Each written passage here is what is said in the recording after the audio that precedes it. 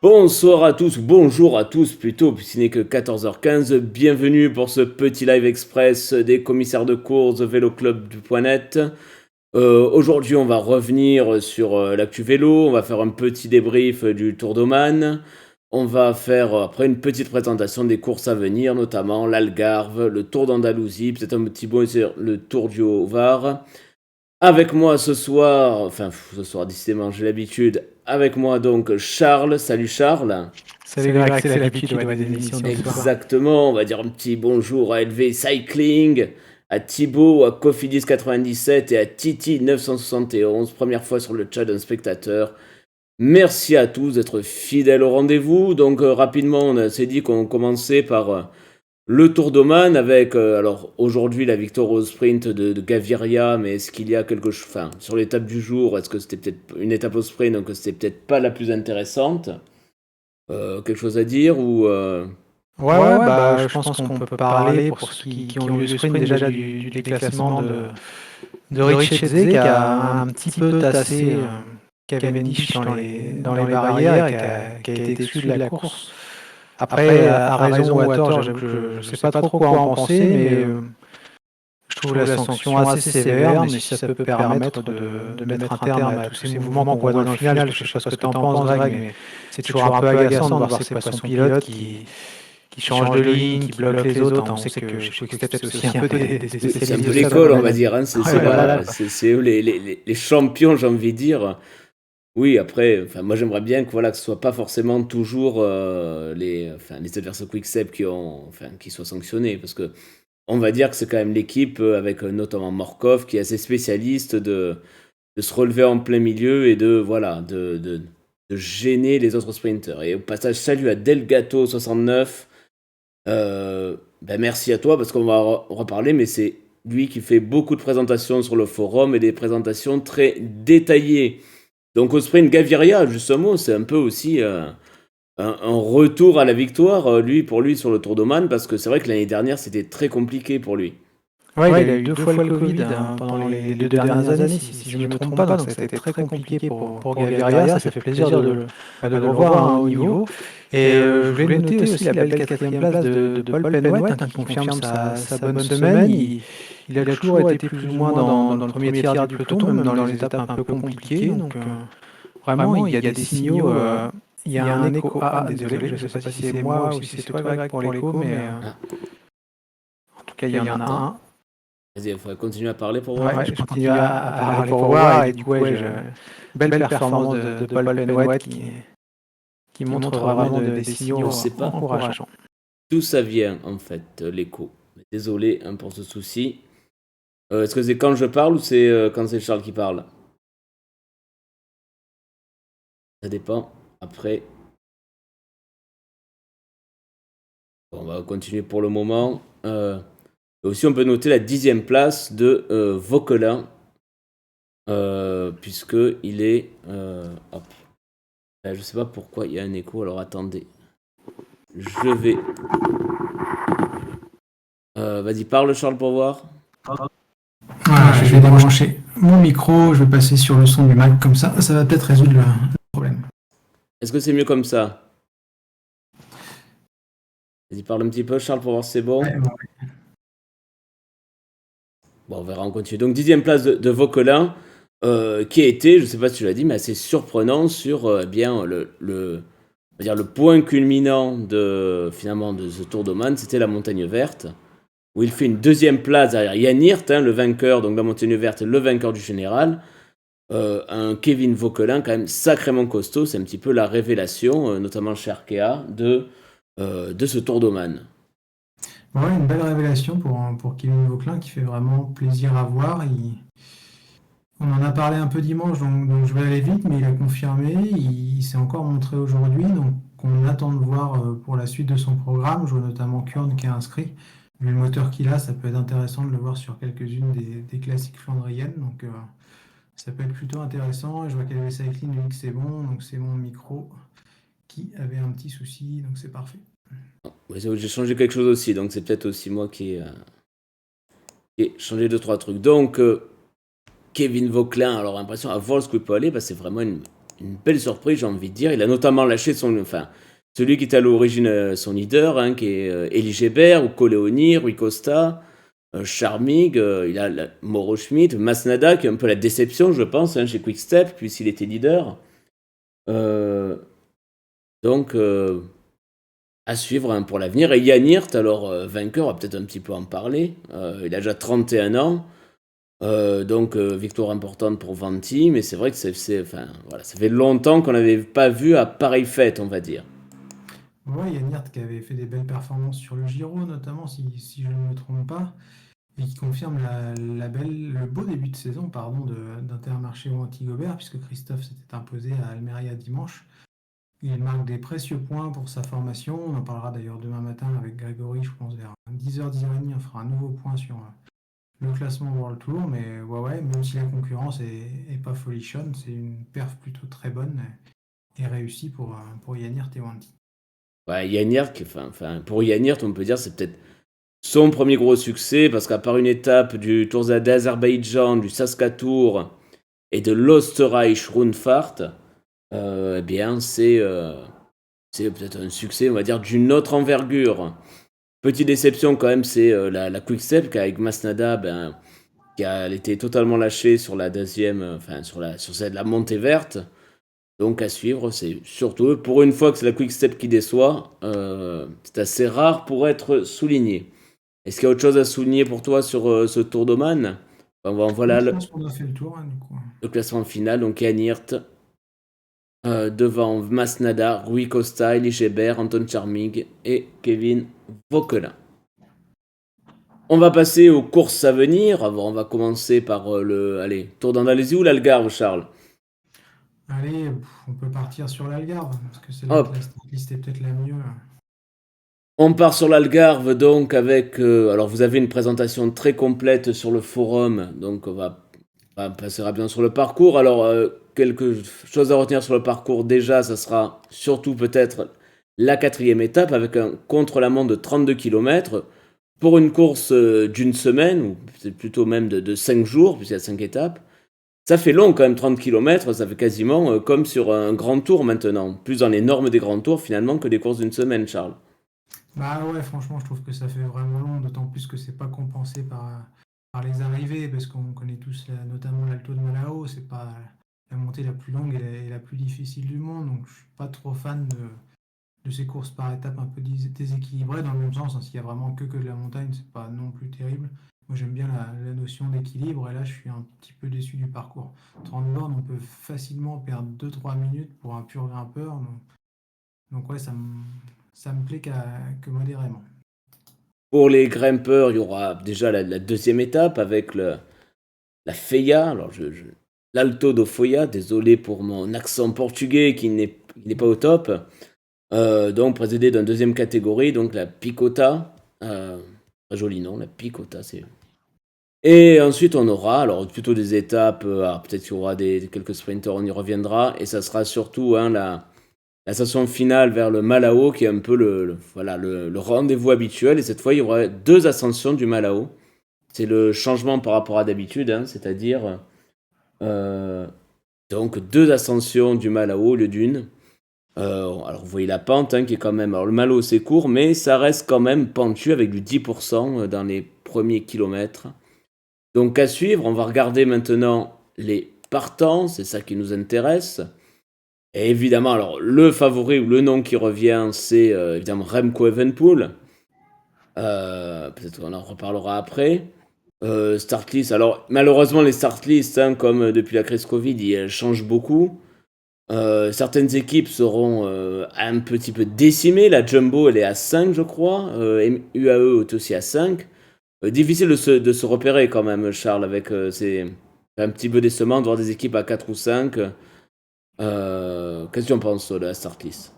Ouais, c'est un peu compliqué toujours de se repérer, et puis il y a beaucoup d'incertitudes, et ça fausse un peu les résultats sportifs, c'est un peu dommage, on en parlera tout à l'heure, mais je vois que par exemple, à la Ruta del Sol, Total Energy, ils seront que 4 au départ, donc c'est pas forcément terrible. Il y a des mecs qui sont en pleine préparation et qui vont se retrouver un peu coincés à rester à la maison. Donc, ouais, c'est pas ce qu'on a envie de voir, même si malheureusement, on est tous soumis plus ou moins à la même chose. Et concernant la startlist en elle-même, il y a quelques beaux noms quand même. Je vous ai mis un sondage d'ailleurs. Donc n'hésitez pas à y répondre sur le vainqueur. Le grand nom, c'est forcément Remco Evenepoel, hein, vu les 30 bornes de parcours. Je pense que une course qui est taillée pour lui. Donc à voir si il l'emporte ou pas. On notera aussi la présence donc chez Ineos. Alors Ethan Hayter qui est déçu sur la Provence. Est-ce qu'il va se reprendre ou est-ce que c'est plutôt la forme générale qui est pas bonne? Avec Dani Martinez qui a été rajouté, je crois, et qui remplace Kwiatkowski qui était annoncé jusqu'à présent. Tom Pidcock, Geraint Thomas, Ben Tullet, Diane Van Baarle. Donc une belle équipe quand même de chez Ineos. On va noter qui? Peut-être un Yon Izagirre chez Cofidis. Pourquoi pas? Un Sergio Higuita chez Bora Hansgrohe. Battistella qui a été bon chez Astana. Chez la Jumbo, Tobias Foss et Robert Gesink. Et peut-être l'autre favori, ça sera McNulty chez UAE, qu'on a été trouvé très en jambes ces dernières semaines. À suivre, mais après, quels sont les autres noms peut-être que tu as retenu, Charles, comme éventuel favori? Tu as mis qui déjà dans le sondage?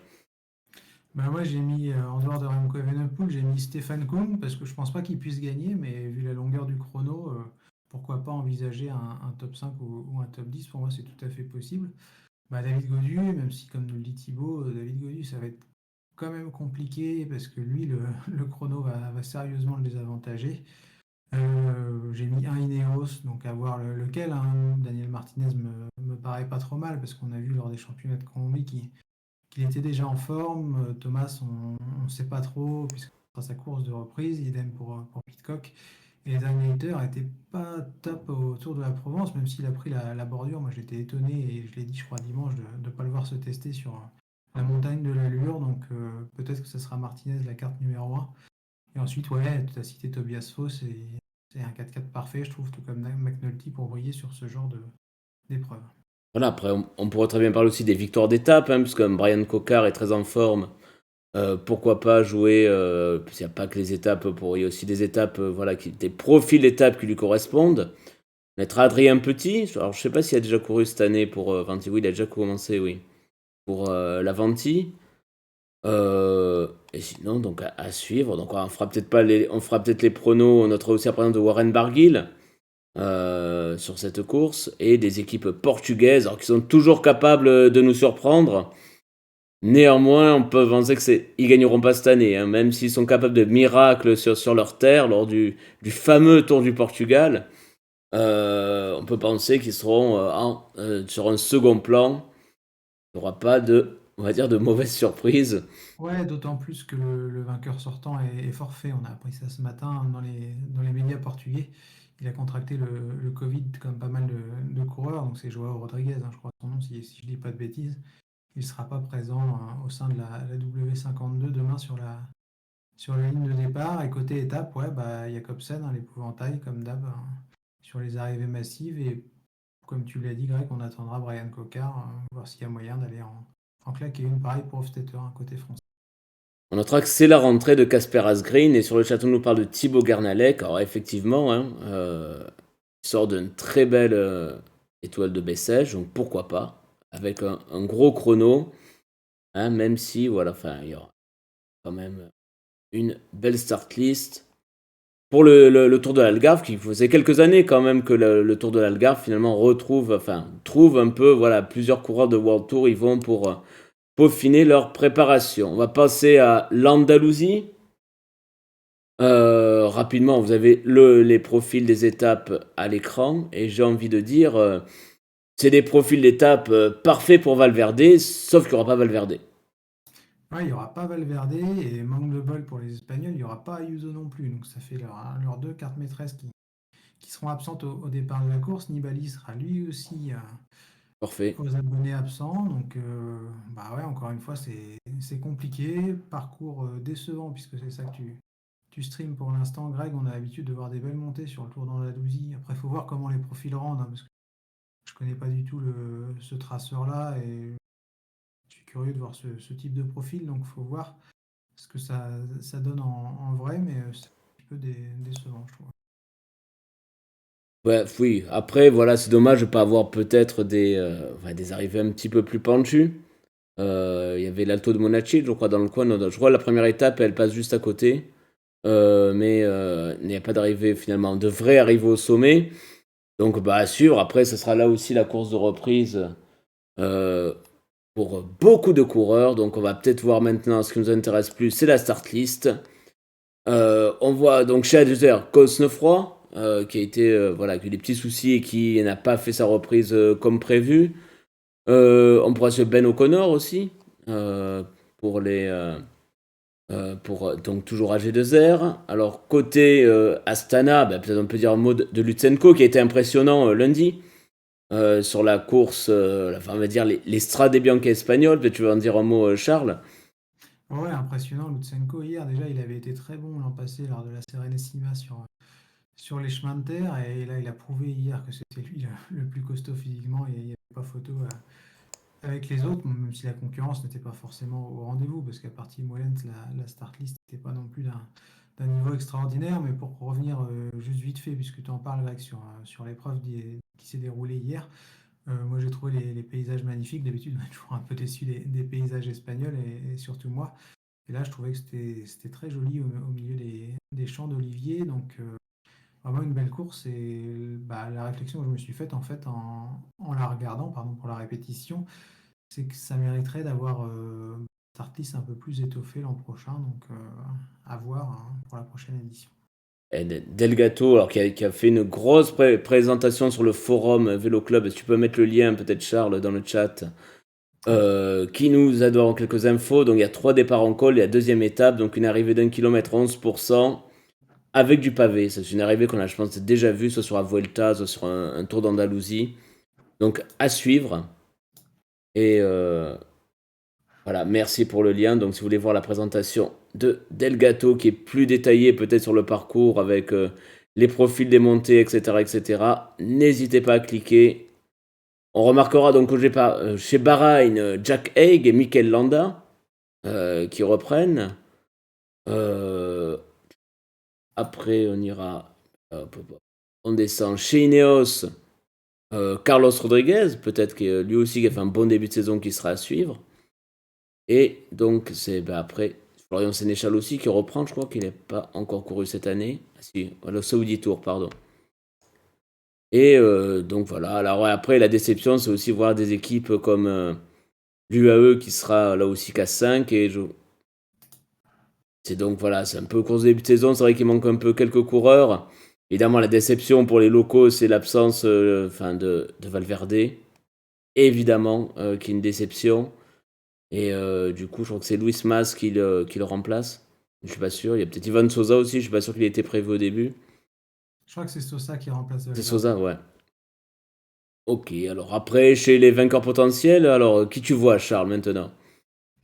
Parmi les favoris, à voir, il y a Delgato nous en parle sur le live, il y a la Bahreïn qui fait quand même figure d'épouvantail avec Jack Haig, Caruso, Landa et Wood Poels. Donc je ne sais pas du tout qui sera le leader parmi ces quatre-là, mais en tout cas, il y a un collectif qui est assez impressionnant. Faudra voir Ben O'Connor, ce qu'il peut donner pour sa reprise. Miguel Angel Lopez a montré qu'il est déjà en forme.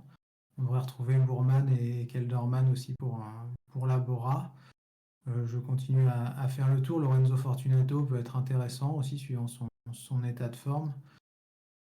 Tout comme Carlos Rodriguez, qui est peut-être le grand favori pour moi, vu son profil et le fait qu'il courra à la maison, puisque si je ne dis pas de bêtises, il me semble qu'il est andalou. Donc ouais, je pense que on a à peu près fait le tour des mecs qui peuvent prétendre à un top 5. Il y a Simon Yates aussi, qui a été confirmé chez Bike Exchange. Donc je pense que c'est à peu près tout, à part que c'est vrai que tu vois quelques autres noms. Peut-être tu as passé les quick steps, pardon. C'est rare que sur une course, on ne les cite pas dans les favoris. Est-ce qu'un Vance Venant ou un Mikel Honoré peuvent jouer leur carte peut-être sur ce...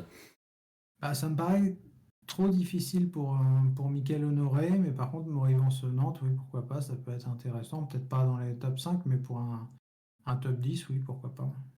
Attention aussi peut-être à Alessandro Covi, qui vient de gagner sur le Tour de Merci, sur un profil qui peut un peu rappeler les étapes qu'on vient de voir. Donc toujours, voilà. Après, C'est là où on sent finalement qu'on reprend finalement le calendrier, alors, sans être au World Tour, mais on cite toujours les mêmes équipes finalement, la Bahreïn, l'Ineos, Quick-Step. Donc à suivre cette course. N'hésitez pas à donner vos favoris sur le chat. Est-ce que tu veux qu'on passe au pronostic, Charles? Ouais, puis juste dire que si les start lists sont moins bonnes que l'an dernier et qu'en 2020, il faut aussi avoir en tête que forcément, il y a moins d'épreuves annulées durant les 2 dernières saisons. Donc, les coureurs ont plus le choix. Il y a forcément les cas Covid, comme on l'a évoqué. Mais là, cette semaine, pour ceux qui ne suivraient pas vraiment à fond l'actualité, on a d'un côté la Volta Algarve et la Ruta del Sol, mais aussi le Tour des Alpes-Maritimes et du Var en France. Et surtout, dimanche, la première épreuve World Tour de la saison, l'UAE Tour. Donc, on ne peut absolument pas doubler une des 3 épreuves européennes avec cette course. Et plus les mecs qui sont à Oman. Donc, forcément, à 30 par équipe, il faut faire des choix. Et les start lists sont plus faibles que ce qu'on a pu voir ces dernières années. Effectivement, comme on lit sur le chat, hein, il y a finalement peu de sprinters, il y en a beaucoup plus hein, sur l'Algarve. Allez, donne-moi ton podium d'abord pour l'Andalousie. Alors pour l'Andalousie, je vais rester sur Carlos Rodriguez en leader. En deuxième, je vais choisir un Bahrain Victorious. J'ai envie de dire Jack Haig. Et troisième, pourquoi pas un Emmanuel Bourman. Bien, alors moi j'ai donné un Lutsenko, hein, qui m'a impressionné sur la course espagnole. Je vais donner en 2, je suis d'accord, un Carlos Rodriguez. En 3, je vois bien, allez, un Quick-Step, Maury Van Sevenant pour compléter le podium. N'hésitez pas à donner hein, vos pronostics. Nous ne sommes pas des références. Hein, on l'a déjà montré par le passé. On a rarement les bons pronos, mais tant pis. Maintenant, on va passer on va revenir à l'Algarve. Je te laisse le temps de réfléchir, Charles, à ton podium pour l'Algarve. Ouais, je crois que j'ai mon vainqueur comme tout le monde sur le live et la plupart des suiveurs. Je pense que tu diras pareil, Greg. Remco Evenepoel, forcément, devant Tobias Foss, pourquoi pas. Et Daniel Martinez en troisième qui va bien sur le chrono aussi. Eh bien, moi, je vais donner, allez. Moi, je tente la grosse cote, je vois plutôt, enfin, grosse cote, entre guillemets, je vais dire McNulty vainqueur, devant Evenepoel, et en troisième, je vais te donner, je vais en donner un autre, tiens, je vais donner Izagirre, allez. Donc, n'hésitez pas. Bien à Cofidis. Voilà. N'hésitez pas à donner donc vos pronos sur le chat ou dans les commentaires de la rediff YouTube. Les principaux... Ah, voilà. LV Cycling est d'accord avec moi pour McNulty, évidemment. Mais je suis sûr qu'on aura raison et que dimanche soir, on pourrait faire le bilan et on verra qu'on a eu raison et qu'il va piéger Remco. Ou au moins, il en a la capacité. Un petit mot sur les rendez-vous. Donc, ce soir à 18h30, est-ce que tu peux donner peut-être, Charles, le lien de la chaîne d'Acaillon, puisqu'il y a son quiz Tour de France comme chaque semaine, donc un petit jeu entre nous, hein. Il y a beaucoup d'habitués de la chaîne qui y sont, donc n'hésitez pas à nous rejoindre. Un petit quiz sur le thème du Tour de France, donc sur la chaîne de Benjamin Diacaillon. Et puis je crois, Charles, tu voulais faire un autre rendez-vous dans la semaine sur la course World Tour, je crois, dès demain. Ouais, demain matin, entre 10h et 10h30 avec Grégory, on fera un point sur la course au World Tour et on va voir si on se donne rendez-vous demain plus ou moins à la même heure aussi pour une petite présentation du Tour des Alpes-Maritimes et du Var, parce qu'il y a du beau monde au départ, notamment Pido et Caleb Ewan, donc ça peut être intéressant, d'autant plus que la course sera télévisée sur France 3 Régions et Eurosport. Et enfin, dimanche, comme d'hab, Greg, on se donne rendez-vous pour la sortie du dimanche.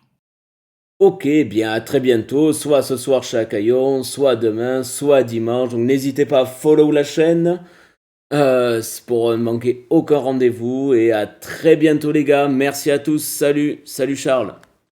Salut!